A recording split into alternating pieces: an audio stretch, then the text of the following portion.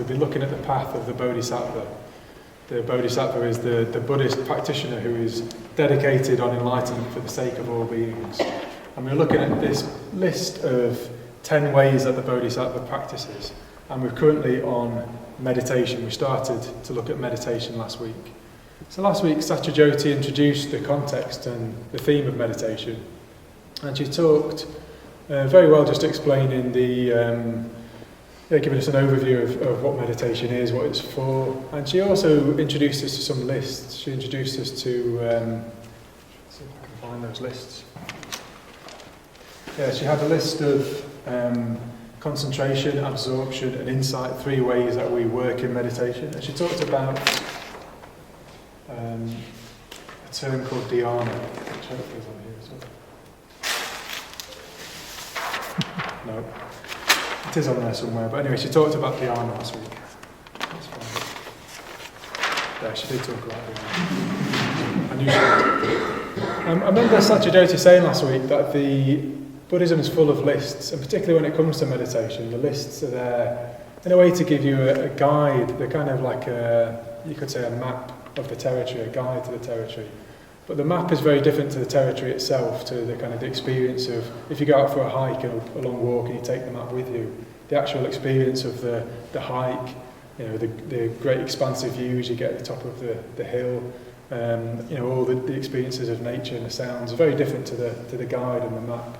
So we've got these lists and we've got these guides, but Satyajoti said, well, it's also important that your own personal experience might vary slightly from these lists and from these guides.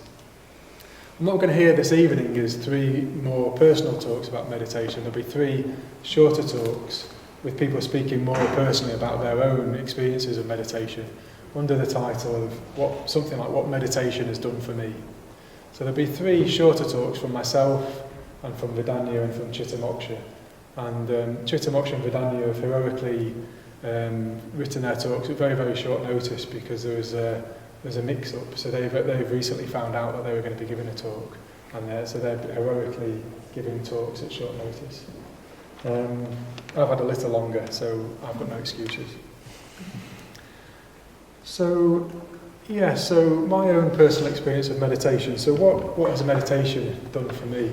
And I was talking to Satyajoti a couple of days ago. The title brought to mind an advert on the shopping channel where you you get promised lots of things. And I was thinking of, I sometimes watch sports channels and they have adverts where they have this kind of thing you can buy for £80, and it has a person doing the exercises who looks really fit and they've got really kind of six-pack and lots of big muscles, and it creates the impression that all I have to do is buy this thing for £80, and I'll sit at home doing a few exercises and I'll get this great six-pack and this great body. So you get kind of adverts which can be misleading. They give you unrealistic expectations of what you might get from meditation. So I thought I could kind of produce one of those adverts and say, well, I used to be 4 foot before I started to meditate, I used to be 60 and now I'm 39. And these kind of very exaggerated benefits. But actually, if you really did put together an advert of what meditation can do for you and the benefits, people wouldn't believe it, I don't think. It would seem unrealistic, it would seem exaggerated because of the vast benefits of meditation. So it won't give you a six-pack, but there are physical benefits that I've experienced from meditation. So one very obvious physical benefit for me has been body awareness from meditation. So I used to suffer a lot with back pain, which I still do on and off. But through meditation, I have it's just given me just a very strong basis of body awareness, which has really improved my experience of back pain. It's helped me to manage my experience of back pain. Also, there seems to be something for me connected with meditation, going deeply into meditation, particularly on a longer retreat, and a kind of healing relationship with my body. So sometimes I turn up kind of on a meditation retreat or a longer retreat, worn out, a bit of a cold, sore throat. Yeah, and basically after a couple of days of going deeper in meditation, I can feel my body starting to heal, starting to kind of become more, the body at peace with itself can But they're very good conditions for your body to repair itself. That's my experience.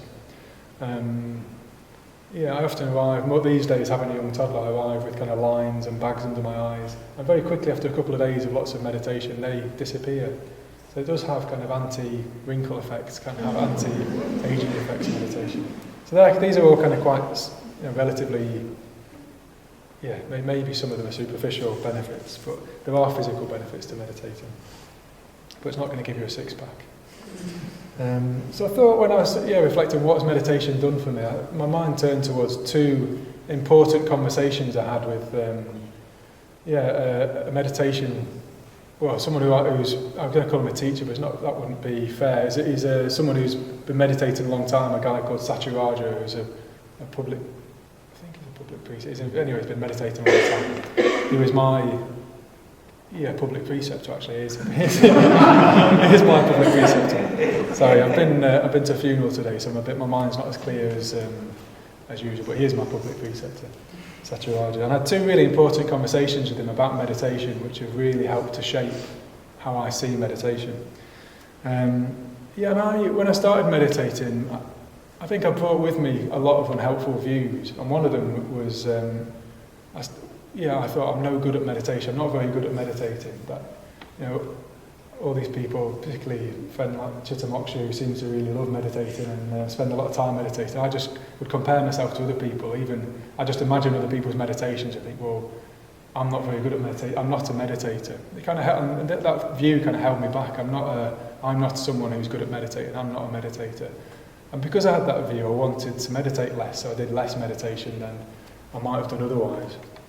And I was making a mistake, which was I was kind of focusing too much on what happened in each particular meditation. And if I was, my mind was tending to get distracted, I was thinking, I should be getting into dhyana, I should be getting really concentrated. I'm not a very good meditator.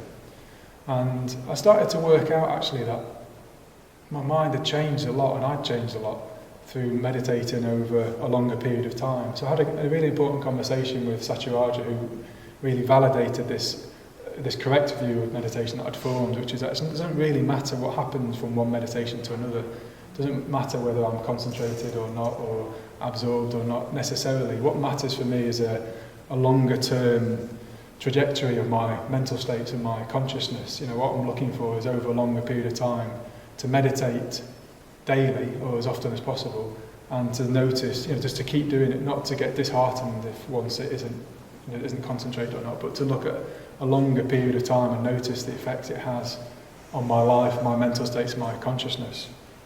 So it's a life project, it's a long-term project. You commit to meditating regularly. And the reason for that is you're trying to create new habits, you're trying to retrain, rechannel your mind. And that doesn't happen overnight, it happens over a long period of time. The Buddha came up with an image which is really powerful for me. The Buddha lived at a time which was an agricultural age, and he used a farming metaphor. He said that spiritually wise people will irrigate their mind. He said that the farmer irrigates water, and the meditator or the spiritually wise person irrigates their mind. And for me, what the Buddha was saying is that our mind kind of flows in a particular direction, and it has done for years, and it will do. If we don't do anything about it, our mind will just flow in the same directions. And what we're looking to do through our practice of meditation and ethics is to change the course, to start slowly create new channels for our mind to flow down, our thoughts and our emotions to flow down. So, over a longer period of time, you're trying to reshape that flow in the same way that an irrigator is drawing water off in a particular direction. So I found that a very helpful way of approaching meditation. It didn't matter necessarily whether I was concentrated from sit to sit. What mattered was that my mind was being retrained and flowing in more skillful, more positive directions. So I had a second conversation with Satyaraja where he talked about, I remember him saying that this happens in two ways. It happens with our ethics karmically. What we're trying to do through the practice of mindfulness of breathing and metta bhavana is that we're reshaping karmic habits, deep, trenched karmic habits. And we need to do it repeatedly. We need to practice metta bhavana repeatedly. We need to practice mindfulness of breathing repeatedly over long periods of time. And then what will happen is well, it's not magically, but it seems magically, our mind changes, that those habits change, those deeply entrenched ways that our mind flows down habitually start to change, and we create new habits over longer periods of time. Our mind becomes more malleable, it becomes more sensitive, more ethical, more positive. And then there's a second way as well, there's a second type of meditation practice that you could call it a second type of meditation, vipassana, wisdom, insight meditation practice. And often when people think of this, what they're looking for, think of as some kind of big experience, a kind of big bang, a kind of huge life-changing experience. And that can be very enticing, very attractive for people. But what Satyaraja said, it's exactly the same with wisdom meditation. What you're looking to do is to, over a very long period of time, repeatedly do the same practices again and again, which retrain how you see the world, how you view the world, how you interpret the world. And you need to do that. You can't just do that a few times and expect to have this big life-changing experience. It needs to happen. You need to be doing that repeatedly again and again. Just reshaping the way that you view reality, the way that you look at reality, the way you see reality. Okay, so what I want to do is talk more personally now about just ways that meditation has done that for me in those two ways, ethically and in terms of wisdom, that it's going to help me to reshape these deeply entrenched habits. Actually, I did forget to say one physical benefit, so I'll go back to that early part of my talk. I was at a funeral earlier today, this afternoon, and I've not seen a lot of people for a long time. So it's one of those occasions where you meet people, and people have changed a lot, and but you also recognise, but some people I didn't recognise, some people I did. And this lady who used to work at the school that I used to work at came up to me, and I recognised her, and I couldn't remember her name, but recognised her. She said, "I want whatever you're taking." She said, "You've hardly changed, I want whatever you're taking." So I didn't say to her, I didn't have time to say, it's meditation, and it's a practice of the Dharma of Buddhism.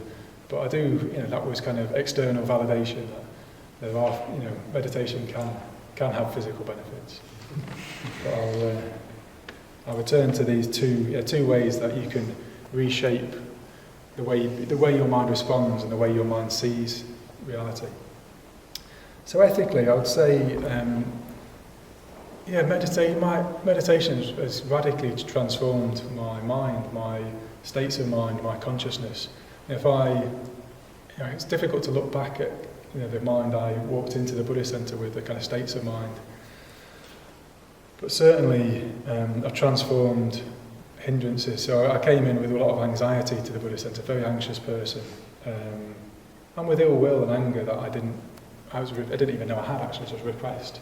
And through meditation, also it's part of a practice of friendship, Sangha, ethics, but very a big part of it has been working hard in meditation. I've transformed those hindrances, so I no longer experience those levels of anxiety. Occasionally, a bit of anxiety when I realised I'd lost my keys after the funeral, couldn't get back into my house to get my talk. It wasn't really high level anxiety, but someone will let's work out. Someone will let me in the house. And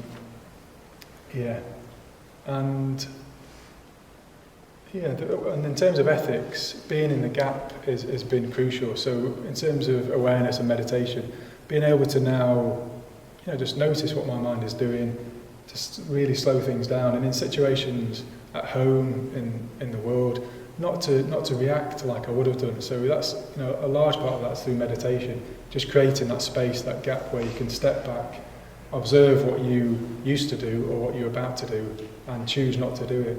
So that's massive actually. It's freed me up in lots and lots of ways already. Maybe this is a kind of more superficial benefit as well, but I was having a coffee with Dave this morning and a pastry. Dave dropped his pastry and caught it, and we both said that's a benefit of meditation. Your reflexes, my experience is my reflexes are dramatically sharpened. Just this kind of sense, this intuitive sense of drop something. Rather than panic and think, I've dropped something, I'll just catch it. And it's just, I think when you kind of calm your mind down, settle your mind down, it just works better. I mean, that's kind of basically you can respond better, but it's just a very mundane, practical way. But in lots of better examples I can't think of right now, your mind works better. So yeah, one way is just intuition, reflexes. Just you drop something, you find yourself just catching it. So if I played cricket, it would have done wonders for my cricket career. But I don't play cricket. And this final way I want to mention this area of ethics and karma is just the way meditation has opened me up. It's opened up my heart dramatically. Actually, I arrived again at the Buddhist Centre. Somebody was very blocked. So in terms of irrigating, there wasn't a lot to irrigate really. It was a kind of dry riverbed with a trickle of emotion kind of running down there.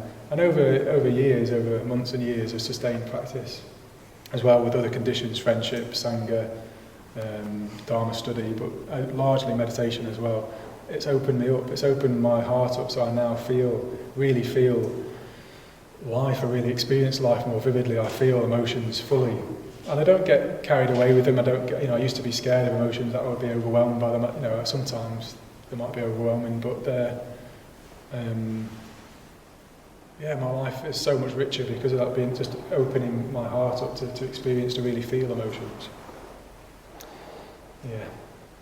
So hopefully there's giving you a sense of some of the ethical benefits and karmic benefits. You can reshape your mind through meditation, and you'll have your own examples of that. But then a settled mind works better, as I was saying. If your mind isn't full of hindrances, it wasn't as full of hindrances as it used to be. A settled mind works better, and it sees more clearly. So an image the Buddha used again was like a water, a kind of riverbed that's churned up. So it's full of muck and dust and silt. You can't see to the bottom of it. It's like when you go paddling in the sea and all of a sudden the sea's churned up and you can't see it. But when the riverbed settles down, all of a sudden, lots of things become. There's just transparency. There's lucidity. There's clarity. So my mind is much more settled, and I can see things more clearly. I have a more clearer perspective on problems, on issues, when they arise, on my life in the past. I can have a clearer perspective. So there's a clarity that comes with a more settled mind, and that's where wisdom comes into meditation. The element of wisdom and seeing things more clearly. Because when your mind is more and more deeply at peace and at ease and settled, you can, you can see the truth more clearly. And in a way, we're going to be looking at meditation and wisdom in future talks. So I want to give an example of you can have what I would call wow moments in meditation. You might have experienced these as well, just wow moments where you see things clearly. You see things very, very differently. Your mind feels very, very different. You seem to enter into different states of consciousness, where you experience yourself differently, the world differently, and they are important and pleasurable.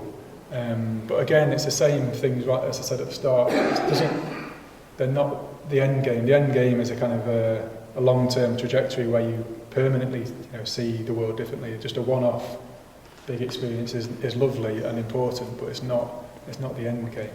But I just wanted to give you a flavour that they are possible in meditation, and they are very enjoyable in meditation. They can be frightening or overwhelming also.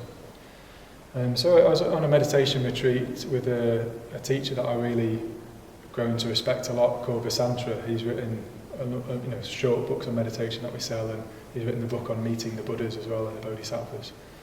And it was a meditation on what we call spiritual rebirth, which I'm not going to go into now because I haven't got the time. Satyajoti introduced it briefly last week. But we did, basically through the course of it, he led us through the Triratna system of meditation, all the meditation practices that Satyajoti talked about last week. He led us through those systematically, and we went deeper and deeper into meditation. And then there's a couple of days where we just focused on this element of just retraining your mind to see the world differently, just looking at your views about reality. And a metaphor you might use is that we see reality through particular lenses. We might not realise it, but we are looking through particular lenses. And those lenses are the views that we have about ourselves and about reality. And through meditation practice and Dharma study, it's possible to take those glasses off temporarily and to see things differently. What we're aiming for is to permanently take those glasses off and to see things more sharply, more clearly, to experience them as they are. But I'm not going to try and talk or put into words those wow experiences. But just in those couple of days, what I started to have is spells and longer spells where it felt like those, I was temporarily not seeing the world through those lenses, through those glasses, and as other people might talk about in their personal talks, it's reality seems clearer, but more mysterious. Actually, I'm not going to try and put into those into words, because it doesn't. Like Satyajita was saying last week, the guides and the lists, they're not the same as the experience, and so I think it wouldn't be beneficial to try and put them into words, but just say, well, those experiences are possible. Wow experiences, or experiences of dhyana are possible, where your mind just suddenly becomes very lucid, very absorbed. So to summarise what I'm saying, I guess what I'm saying is that meditation does have benefits. If you put them into an advert, it would seem incredible, it wouldn't seem true. They are physical, superficial benefits, but also, more importantly, what meditation has really been about for me is retraining my mind to respond differently in situations, and over time that builds up more and more momentum. It's like those new channels that you irrigate become more and more filled with positive emotion, with skillful responses, that your mind naturally starts to flow in those directions. And also what you're looking to do through meditation, the more you're getting deeply involved in the Buddhist path, is to retrain how you see the world, how you view the world. So meditation has done a lot for me, and I hope it does a lot for you as well.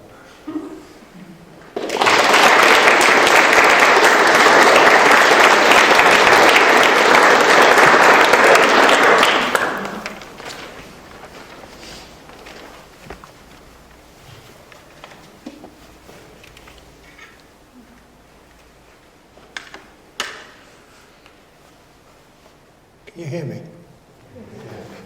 Okay. In my defence, I discovered I was doing this talk at 6:45. So it's not quite my usual structured talk. So what meditation has done for me. I first started formally meditating when I was in my early 30s. And I was very attracted to it because I'd had what I think were sort of dhyanic experiences, almost from childhood actually, occasionally, very much associated with nature. But if I went out for a walk on my own in the peaks, I could get into a very, very lovely state. And I sort of thought, well, there's something there, there's something mysterious and deep there, just beyond something profoundly satisfying, just beyond my normal experience, just beyond my reach, and I wanted more of it. I wanted to explore that. And I think also I'd had sort of the usual sort of artificial spiritual experiences in my youth, but then I'd spent a decade being very active and outward in my life, very outward, and ignoring my inner world. And it felt like my depths were just sort of, my depths were crying out. They were saying, listen to me! There's something here, pay attention. So when I first started meditating, I really wanted to, I really enjoyed it, and I quickly established a regular meditation practice.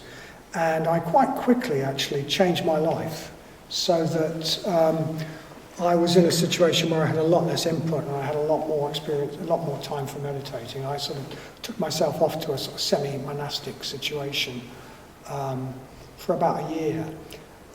So I had quite a good start, I suppose. And I quickly got very into meditation.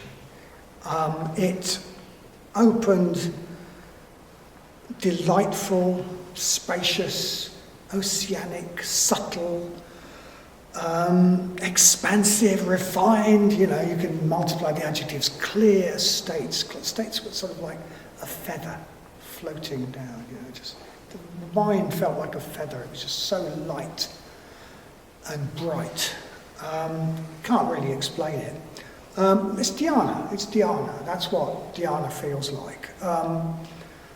And I suppose what I realise is the mind can exist in many, many more states than we realise. It can exist in far higher states than we normally realise. There are different realms of consciousness. They do exist. They really do exist. And we can access them. Of course, we have to work to access them. We're not going to access them if we meditate every now and then, if our life is full of input, we spend all our time on our phone or on the internet. We don't go on long retreats. We're not going to access them very easily. But they are there. They really are there. And that sounds great. That sounds absolutely great, doesn't it? So, okay, there's a few other things happened. There's a phrase, if the doors of perception were cleansed, and I did feel that the doors of my perception were cleansed, actually. I had experiences of the world looking really, really beautiful, often for just a short time after meditating, but I remember going on one fairly intensive meditation retreat and just walking around and feeling I was in paradise. It was just, everything was blissful. I remember Crewe Station. I remember walking up and down the platform at Crewe Station and just, God, this platform's really beautiful. And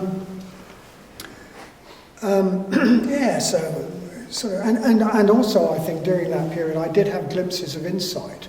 And I'm not saying that got me enlightened, because I think that insight has to be followed by a long spell of transformation based on that. But yeah, seeing the world, just suddenly,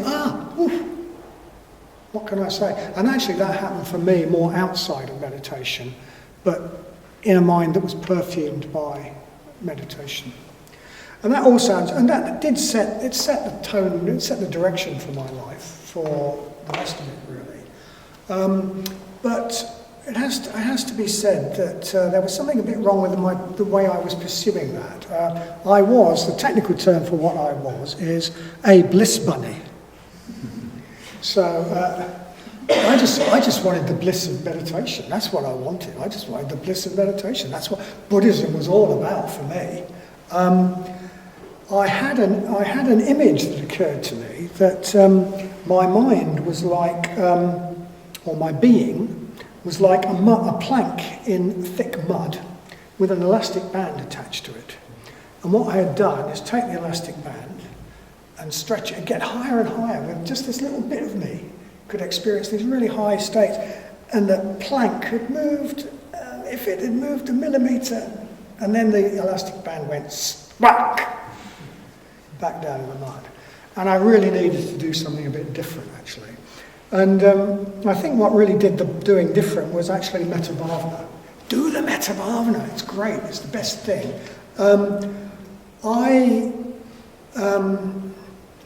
I could have those states, but actually still be a bit of a not very nice person. Actually. I had formed, because of certain things that happened to me, I had formed the view of myself that I don't owe anybody anything. And I'll just go for myself, thank you. And I did have a sort of image of myself that occurred to me of being actually surrounded by a shell and totally cut off from others, hard as nails. And the metta bhavana made me realise that I discovered feelings, which was quite good. I discovered feelings and I discovered real warmth. I discovered I could actually really love people. There were friends that I just loved to bits. There were people I just loved to bits. And that's what the metta bhavana did for me, actually. And that, in a way, was far more valuable than all of the sort of woo, woo, woo, woo, yarn.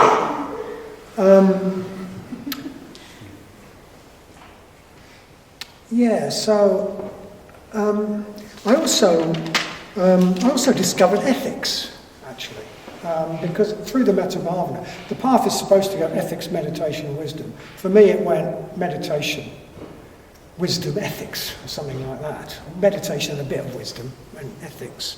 I discovered that because I really had a warm heart for people and beings, I should try not to harm them. And it wasn't just about me.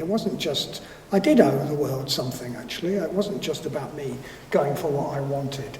And I got a sense, what I can only describe as a sort of a love of virtue, a sense that it would be good to be virtuous, a sense that there would be something great about just being a noble being, a noble, upright being, and that I had it in me to be that, and that's what I wanted to be. So working on ethics. Yes, that is something that meditation did for me, which was of inestimable value. I mean, it's just inestimable value. I mean, if I hadn't meditated, I would be a nasty person. It's as simple as that. I would be. And I suspect I'd be a deeply unhappy and lonely person as well. I don't think I'd ever sussed out how to love, actually, until I started meditating. Not really. I could have relationships. I always had relationships, but they're about me. The discovery of a heart, the discovery of warmth, the discovery of ethics, the discovery of a love of virtue, and the desire to be a virtuous being. That's sort of, I've been meditating a long time, and one of the things that happens with meditation is it transmogrifies, it changes, it sort of mutates into different things. It's a really terrible mistake for somebody who's been meditating a long while to teach newcomers to meditation as how they meditate. It's a really, really novice's mistake in a way. I mean, so my meditation now is and has been for quite some time, very, very different from the way we teach, I suspect, on introductory classes. Because my meditation now is frankly religious. It's frankly religious. So order members do sadhana. We do visualization practices where we seek to connect with a Buddha or Bodhisattva figure, which is actually a window. It's actually like a stained glass window through which light is shining from something else, something much bigger than us.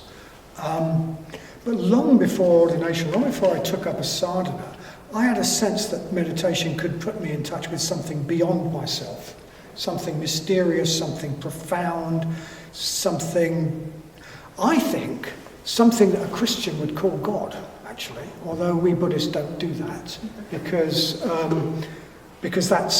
it's something which cannot be tied down. It cannot be pinned down by the rational mind. It's much better to leave it undefined and not try and give it names and form. But there's something in the universe which I can only say I resonate with, and it gives my life meaning. And it's profoundly beautiful. I can't really say much about it, but meditation puts me in touch with that.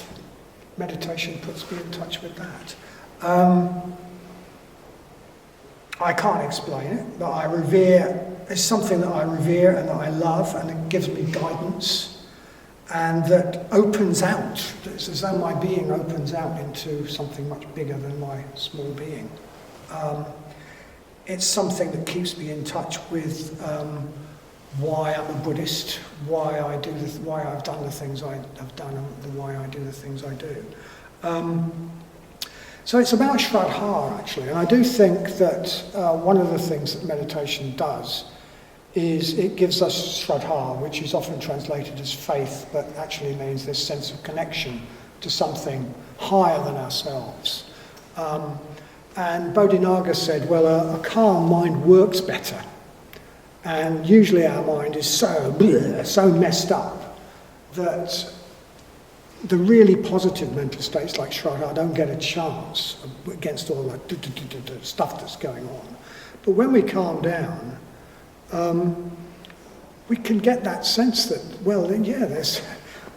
it's almost inexplicable, but for me it's a visceral feeling. It's a tangible feeling in the body of what I can only describe as direction of Shraddha, connection with something beyond myself, which meditation puts me in touch with, and I think is probably a much better thing to aim for in meditation. That sort of sense of loving something beyond ourselves than actually. I think that might be insight, actually. I think it might be part of what we talk about as insight. Anyway, I'm rambling off topic now, and I've had my time. So, yeah, that's what meditation has done for me. And if I hadn't started to meditate, you wouldn't want to know me. You might not want to know me anyway, but it's certainly...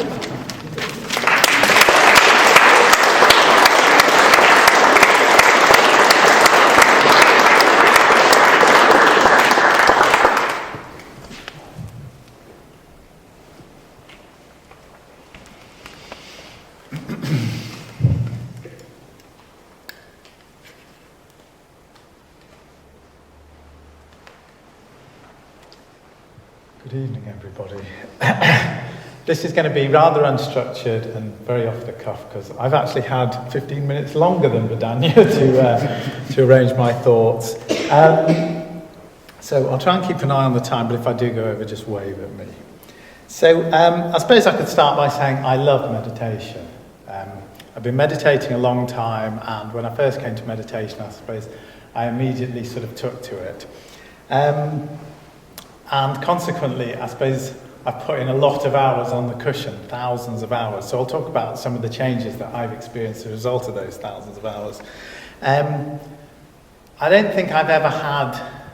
No, I'm positive I've never sat down to meditate and got up and thought that was a waste of time.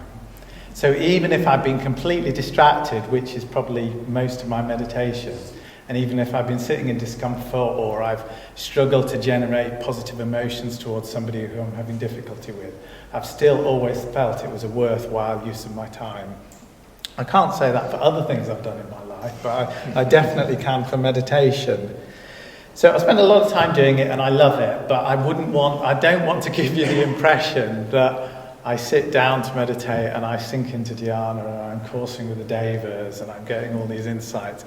Because basically I'll sit down to meditate and I'll think about work, I'll think about going climbing, I'll think about what I'm going to eat.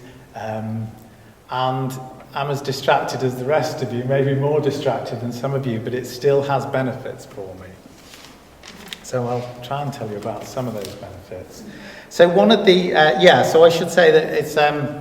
although I'm talking about meditation, I can't really separate it. I don't think we can separate it from the other aspects of our Dharma practice, whether it be meeting with friends, whether it be studying the Dharma, listening to talks, discussing things, acting ethically. So it all comes together. And it's had a profound effect on my life.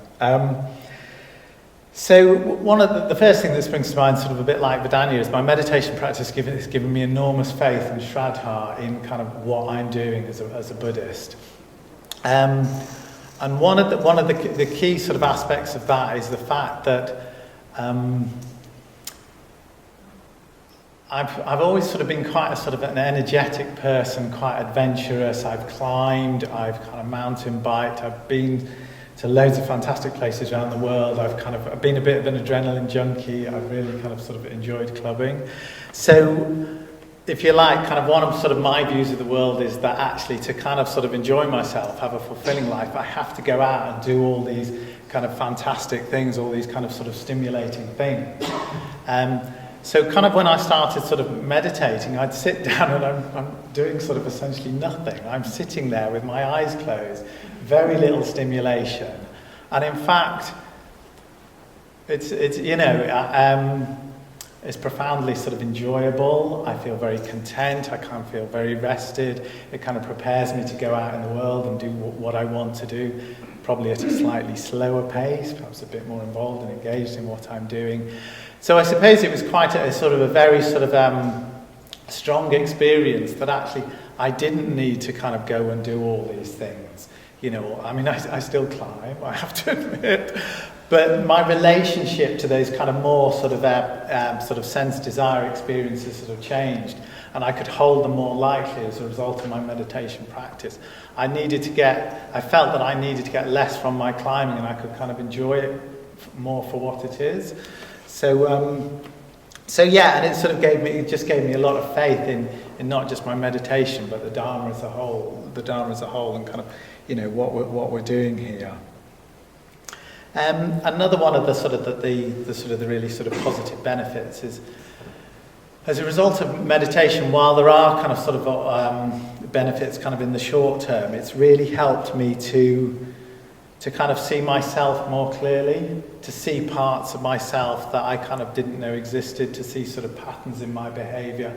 I can recall sort of going on sort of, I'd been around the centre and meditating for a few years, and I went on a meditation retreat to Vadanya where we were doing quite a bit of just sitting, perhaps just staring at a wall.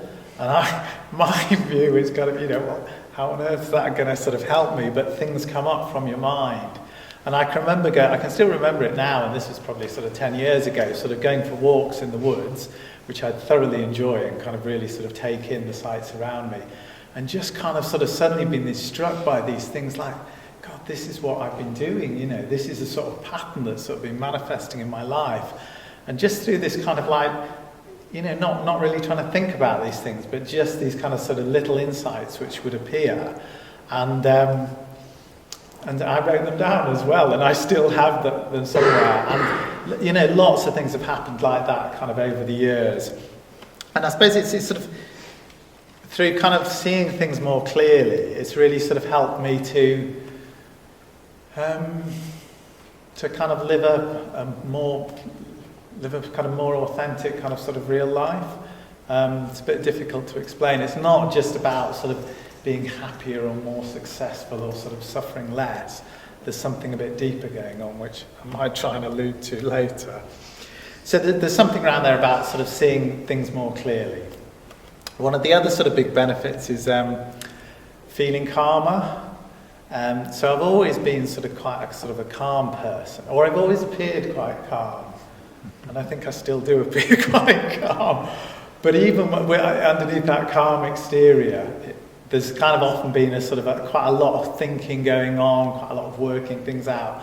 I often used to sort of spend a lot of time sort of anticipating what could go wrong. It's sort of essentially worrying about the future and trying to put in place strategies to kind of sort of deal with that. So as a result of meditation, I've sort of become a lot sort of calmer internally. And that's kind of sort of, it's just helped me to deal with life. I still do react when things go wrong, but a lot less. I often find myself sort of just breaking things around the kitchen or whatever, and I just don't seem to react anymore. I just think, oh, never mind, pick it up. So, and I think sort of formally going back sort of 10 years, something might go wrong. The sort of classic example, a bit more severe, but a bit more significant, that was when I was going to Australia and New Zealand with my girlfriend. And we discovered the night before that she didn't have a passport, and so we couldn't go to Australia and New Zealand, which meant we lost sort of 2 weeks of our trip and a lot of money in cancelling the flights. But my response was, oh well, we'll be all right, we'll go in a few weeks. And I think formally, having been sort of quite a driven person, quite ambitious, I would sort of reacted, and perhaps sort of said a few harsh words to her, which I didn't. So yeah. People have talked a bit about metta. So obviously, we're taught mindfulness breathing and the metta bhavana. I have a preference for sort of doing the mindfulness breathing. I do kind of more of that, but I do a lot of sort of metta practice as well, and that has kind of sort of really sort of helped me to deal with some difficult relationships in my life, some very problematic relationships within my family, and they've they still continue to sort of be problematic, but there was definitely a shift as a result of sort of doing the metta practice. And one of the ways I sort of found it useful, kind of more on a sort of day-to-day basis, is over the years and the different jobs I've had, I've often had to kind of deal with people who have been difficult. Let's just sort of say that. And so what I do is that morning in the metta bhavana is just put them in the fourth stage, the stage of the. It's not the difficult person, it's the person you have difficulty with. And that would help me to go into whatever meeting with a kind of just a sort of a more sort of positive outlook on that person. And certainly, I don't know whether they benefited anymore, but I certainly benefited from that. So yeah, and while I've been away on my sort of ordination retreat, I did sort of the metta bhavana every day, and it was just a great way to start the day, really. Sort of it just puts me in a positive state of mind. So I've not got that much more to say, actually. So it'll probably only be about 10 minutes. But as a result of, having done a lot of meditation recently on my ordination retreat, and lots of kind of other practice, I've come back and I'm just extremely sort of chilled out and relaxed. And a lot of people sort of say, Don said to me, he'd come back off a week's retreat and he found it a bit of a shock, and he was saying, it must be a real shock for you coming back off this 4-month retreat, with no contact with the outside world.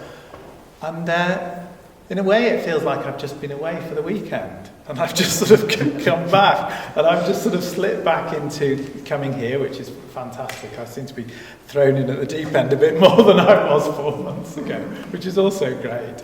But just coming back into work. I've been back at work, which I work in mental health, and it can be quite it's quite intense. It can be quite difficult, like any job, it's definitely affected me. I'm quite sensitive to what goes on, but I've not really felt at any point since sort of coming back that I thought, this is a bit difficult. How am I kind of sort of cope with that? So, and that, we did do a lot of meditations, but that's the sort of the Dharma in general. And I am confident that I can take some of that forward. Sure, the effects of long retreat will wear off, but I am confident that this calmness is sort of going to sort of, keep going, really, that I'll sort of manage to stay calm. So, lots of kind of sort of short-term sort of benefits, making you feel nice, look younger, get a six-pack or not, as the case may be. But I like Vadanya, perhaps being guilty and sort of falling into the bliss bunny trap at times. And when I used to go on sort of at meditations in the early days, at meditation retreats, it just used to be a case of, right, I just want to get into dhyana, and I just sort of want to escape, and that'll be really nice. And of course, being in dhyana is really good for you. There's lots of sort of positive dharmic consequences of it. But there was a sort of an element of escapism, I think. And so, after that, I decided, right, I'm sort of not going to bother sort of trying to get into dhyana, and then focus more on kind of insight and trying to understand reality. The reason I mention that is I do think it's sort of really important to stress that actually meditation is a basis for other things. It is a basis for sort of, my day-to-day life, your day-to-day life, and seeing things more clearly, and living a kind of a more ethical, fulfilling life. So I just think that's really important.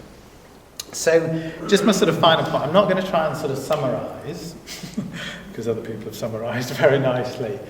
But we were talking in Mitra's study about meditation, which is sort of a really good sort of tie-in. And we were talking about the benefits of meditation, and I probably said some of the things that I've just said now.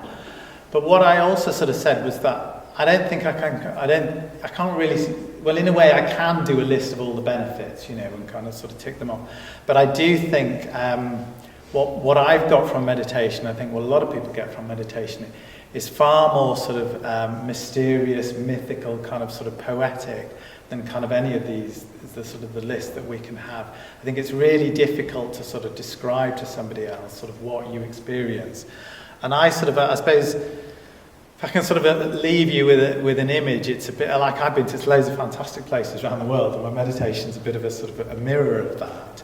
And so, maybe if you can imagine sort of some fantastic scene, and you can imagine, okay, maybe you've got a picture of it, and that gives you a sense of it. Maybe you can bring it up in your imagination. But when you're actually in that scene, that's kind of sort of what I'm sort of trying to get at. And for me, a good example of that is Yosemite Valley, which is a sort of climbing mecca in Northern California.